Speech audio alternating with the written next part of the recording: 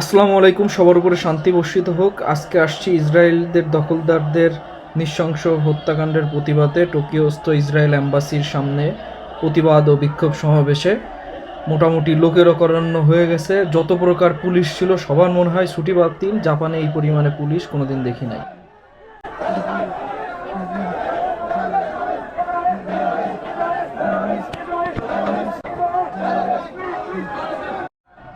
প্রথমে ভাবছি মনে হয় জাপানিজ পুলিশ ধরে ধরে নিয়ে যাইতে পারে, প্রস্তুতিও ছিল এরকম। আজকেই মনে হয় আমার বাংলাদেশে চলে আসতে হবে। পরে দেখলাম যে পুলিশই সহযোগিতা করে সব থেকে বেশি, আপনারা থামেন, সুশৃঙ্খলভাবে করেন। সুতরাং এই বিষয়টা আসলে কোনোদিন দেখি নাই, যার কারণে সত্যি অবাক লাগলো। ঠিক আছে, দেখতে থাকুন। পুলিশ এইভাবে ঠিক সামনে থেকে লিড দিয়ে আসলে ইসরায়েল অ্যাম্বাসির দিকে তারা আসলে সুশৃঙ্খলভাবে নিয়ে যাচ্ছে এবং আপনার যাত্রাপথে কোনোভাবে তারা আসলে বাধা সৃষ্টি করবে না। শুধু আদার্স মানুষজন যাতে চলাচল করতে কষ্ট না হয় এই জন্য আপনারা দেখেন চারিপাশে, মিছিলের চারিপাশেই পুলিশ একেবারে। জাপানে যারা থাকে তারা আসলে জানে যে এত পুলিশ কখনো দেখছে কিনা মানুষজন আমার জানা নাই, তবে জাপানে সাধারণত এত পুলিশ আসলে থাকে না। পুলিশ এসে আসলে জাপানে কাজ কি এটাও আসলে একটা গুরুত্বপূর্ণ বিষয়, কারণ মানুষের সাইকেল হয়তো বা হারাই গেল, মানিব্যাগ হারাই গেল, কার্ড হারাই গেল, এই সমস্ত ব্যাপারগুলো আসলে তারা ফাইন্ড আউট করা ছাড়া মানুষের আসলে বিদেশি কেউ অবৈধভাবে আসে কিনা এই সমস্ত বিষয়াদি মনে হয় শুধুমাত্র চেক করে। আজকে আসলে মনে হয় সবাইকে ডাকছে যে ছুটি ছাটা আজকে বাদ, সবাই চলে আসো আর কি। সবাই একেবারে তাড়াতাড়ি চলে আসছে এরকম একটা বিষয়, এবং মিছিলের চারিপাশ দিয়েই পুলিশের একটা আবহাওয়া দিয়ে রাখছে যাতে আসলে খুব সুশৃঙ্খলভাবে জিনিসটা পরিচালিত হয়। এবং সব থেকে আরও একটা মজার ব্যাপার যে কারোর হাতেই পিস্তল নাই। সবাই আর কি, মানে এটা আসলে কল্পনা করা যায় না। আসলে বাংলাদেশের থেকে আসছি, জিনিসগুলো আসলে কল্পনা করতে একটু প্রথম প্রথম হয়তো বা আমার বলে কষ্ট হচ্ছে, আসলে আমি জানি না, তবে মানে এইটাই আর কি অবস্থা। এবং আপনাদের এই মিছিলের যে বিষয়টা চারিপাশের একটু যদি দেখাইতে থাকি, ভিডিওটা একটু লম্বা হবে হয়তোবা, তবে কিছু করার নাই। আসলে মিছিলের সমস্ত পরিচালিত সমস্ত বিষয়াদিগুলো আমি একটু দেখানোর চেষ্টা করতেছি আর কি। এই আর কি অবস্থা এটা মিছিলের শেষে, এবং শেষে আর একটা গাড়ি আছে, হসপিটালে যাওয়ার জন্য গাড়ি রেডি আছে। সব রকম অবস্থা আর কি একটা বিদ্যমান। একটা গল্প খুব মনে পড়তেছে। একজন লোক বাড়িতে আসলো, এরপরে আসার পরে সে আসলে খাইতে চাইলো, তাকে খাইতে দেওয়া হইলো। খাইতে দেওয়ার পরে সে আসলে একটু শুইতে চাইলো, তারপরে সে ঘুমাইলো। এরপরে সে আসলে থাকতে চাইলো, সে থাকলো, ভালো কথা। এবং এরপরে সবথেকে অবাককর বিষয় হলো সে পুরো জায়গাটাই দখল করে ফেলাইলো।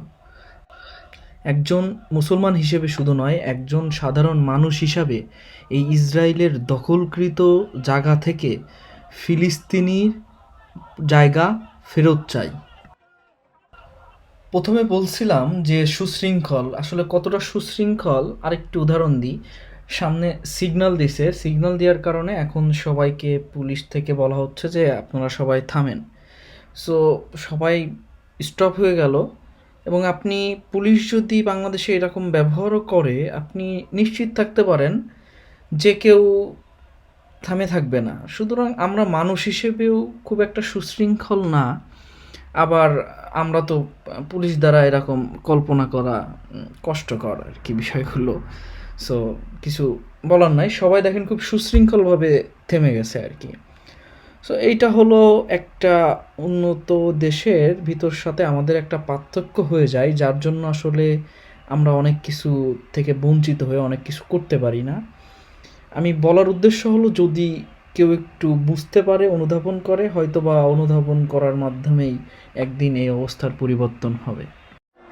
আমার সব থেকে ভয় হয় যখন কিয়ামতের দিন আমাকে জিজ্ঞাসা করা হবে এই মুসলমানদের জন্য আসলে আমি কি করছি, বা এইভাবে ফিলিস্তিনিরা যে মরতেছে, আমার ভাইরাই মরতেছে, আমি আসলে কিছুই করি নাই এবং খালি গন্ডে পিণ্ডের মতন খাইছি।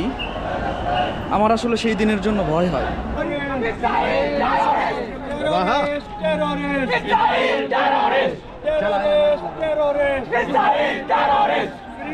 Free Palestine! Free Palestine! Free Palestine! Nareta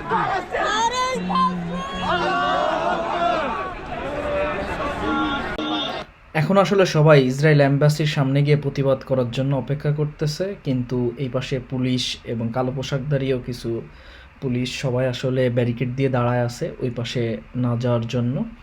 তবে তারা আসলে একটা প্রপোজাল করছে যে 3 জন 5 জন 7 জন এরকম করে তারা আসলে ইসরায়েল এম্বাসির সামনে গিয়ে প্রতিবাদ করতে পারবে। এখন আসলে আমরা সবাই, এই যে আমার পিছনে যাদের দেখতে পারতেছেন, আমরা সবাই মিলে এখন এম্বাসি সামনে যাচ্ছি, ইসরায়েল এম্বাসির সামনে গিয়ে সেখানে আসলে প্রতিবাদ করার জন্য। Terrorist Palestine. 日本にいるイスラエル大使館は攻撃をやめさせろ。 জাপানে ইসরায়েলের এম্বাসি বন্ধ করে দেওয়ার জন্য দাবি উঠতেছিল যে জাপানে যেন ইসরায়েলের এম্বাসি বন্ধ করে দেয়, এই আহ্বান সরকারের কাছে সবাই আসলে করতেছে। কি সফল হবে আর না হবে আমরা জানি না, তবে আমরা আমাদের নিজেদের জায়গা থেকে চেষ্টা করতে পারি এক নির্যাতিত মানুষের পাশে দাঁড়ানোর জন্য। ফয়সালার মালিক তো আল্লাহ তাআলা। এইটা ইসরায়েলের এম্বাসির ভবন, ইসরায়েলের এম্বাসি এটা। Israel terrorist. Free, free, Palestine, free, free, Palestine, free, free. Palestine. Terrorist, terrorist. Allahu Akbar. নারাই তাকবীর, Allahu Akbar. নারাই তাকবীর। Terrorist, terrorist. Israel terrorist. Stop using Palestine. Free free Palestine, Palestine. Free Palestine. Free free Palestine, Free Palestine. Free free Palestine.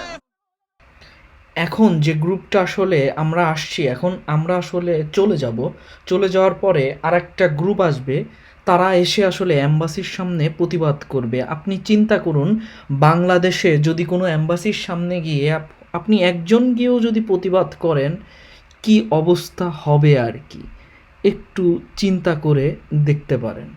তবে বিষয়টা চেষ্টা করবেন না, তাহলে আপনার পাছা আর পাছার অবস্থানে থাকবে না।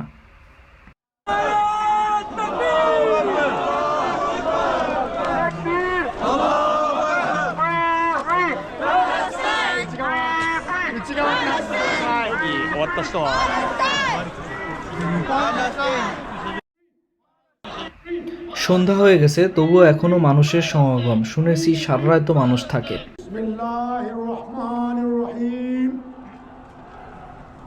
الحمد لله رب العالمين। হ্যাঁ, দিন শেষে মুসলমানরা আল্লাহর প্রতি কৃতজ্ঞ এবং সব কিছুর জন্য আলহামদুলিল্লাহ। তবু সত্যের জায়গা থেকে বিচলিত নয় মুসলমানরা তাদের ঐক্য ধরে রেখে বিজয় ছিনিয়ে আনবে এই প্রত্যাশায়। মনে রাখবেন, আপনি কারোর শান্তি নষ্ট করার কারণ হবেন না। আল্লাহ হাফেজ।